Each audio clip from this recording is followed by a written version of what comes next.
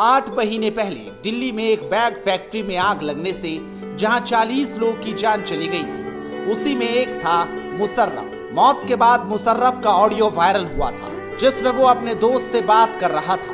उसने बताया वो किस तरीके से इस आग में झुलसा हुआ है, किस तरीके से बिल्डिंग में आग लगी, उसका बचना मुश्किल है। हेलो, हाँ बोलो। हाँ भैया खत्म होने वाला आज, खत्म होने वाला, आग लगने वाली है। हाँ। भैया आ जाइए करोल बाग। तो कहाँ? मोनू से नंबर ले लियो, वो जो मोनुआ का गुलजार। हाँ हाँ, इस टाइम कब लगा है, भागना कहीं रास्ता नहीं, आग लग गई भाई दिल्ली। हाँ, उधर निकलना वहाँ से नहीं है मोनू, कहीं को रास्ता भागने का भैया, हाँ? भागने का रास्ता नहीं है। वो बड़ी खत्म हुआ आज भैया मैं। अब बाबू, अब देखे घर का, अब भैया ध्यान नहीं चाहिए मेरे। अब मेरे भाई ठीक है, तू है भैया, अब देखे। मैं सुन पर हाँ बता हाँ भैया, सांस भी नहीं लिया जा रहे मोनू, अब है। सांस भी नहीं लिया जा रहा, आप कैसे लगी?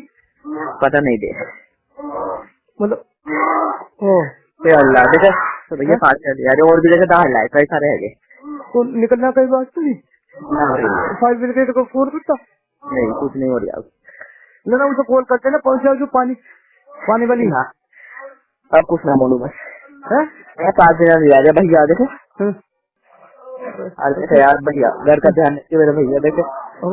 बता, हाँ पानी वाली कॉल करते हो ना भैया, देखो कुछ नहीं हो रहा भाई ना। सांस भी ना आ रहा। आग क्या जलाते? मोनू देखे मेरे बच्चों का, मेरे घर का ध्यान रखिए मेरे भैया। लेकिन 8 महीने बाद आज आप मुशर्रफ के परिवार से मिलिए। जो बड़े बड़े दावे हुए थे वो किस तरीके से खोखले निकल जाते हैं, आज आपको खुद देखना चाहिए। उस वक्त आर्थिक मदद देने की बात हुई थी, लेकिन 8 महीने बीतने के बावजूद भी मृतक के घर वालों को किसी भी तरह की कोई आर्थिक मदद नहीं दी गई। किसी तरह से खाट बुनकर वो अपना गुजर बसर कर रहे हैं। छोटे छोटे बच्चे हैं, पिता का साया सर से उठ गया, घर चलाने के लिए पैसे हैं नहीं और मृतक की माँ बेबस है। अच्छा, मुशर्रफ के जाने के बाद परिवार की गुजर बसर कैसे चल रही है?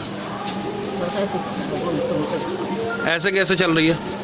बच्चे खाट उठ जाता है बुनने। अच्छा, ये बच्चे मुशर्रफ के बच्चे हैं, पढ़ाई करते हैं ये? बस हाँ, इसको मना अभी ना गए, अभी पढ़ाई नहीं कर रहे? सरकार ने कुछ मुआवजे की बात की थी, मिला कुछ मुआवजा? ना कुछ नहीं, कहीं से कुछ मिला ही नहीं? कुछ नहीं। बात ये हुई थी कि सुबह 5:15 बजे समथिंग भाई का फ़ोन आया था, और फ़ोन आके उसने कहा मैं आज मरने वाला हूँ और मेरे बच्चों का ध्यान रखना। मेरी कुछ तो समझ में नहीं आया था शुरू में क्या कह रहा है। फिर मुझे जब उससे मेरी समझ में आया तो मैंने उसको बोला कि वहाँ से भाग जा, कूद जा, शायद वहाँ निकलने का कोई रास्ता नहीं था।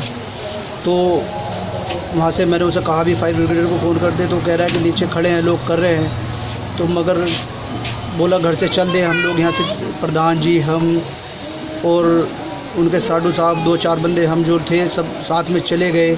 कौन भैया मुखी भूरे, हम काफ़ी लोग थे कि हम गए और जाके हमने वहाँ गए तो अरविंद हॉस्पिटल में हमें पता चला कि तो भाई की मृत्यु हो गई थी। अच्छा, उस वक्त आपसे दिल्ली सरकार से भी बात हुई थी? हाँ, दिल्ली सरकार ने क्या आपको मुआवजा देने के लिए बोला था? जी, दिल्ली सरकार ने, केजरीवाल जी ने 10 लाख की घोषणा की थी, मनोज तिवारी जी ने 5 लाख की घोषणा की थी और प्रधानमंत्री जी की तरफ से 2 लाख की घोषणा की।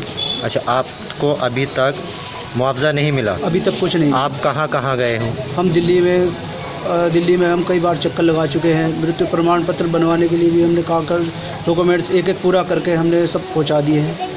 अभी तक आपको मुआवजा नहीं मिला? जी, 8 तारीख में 8 महीने हो जाएंगे। तो आप क्या चाहते हो?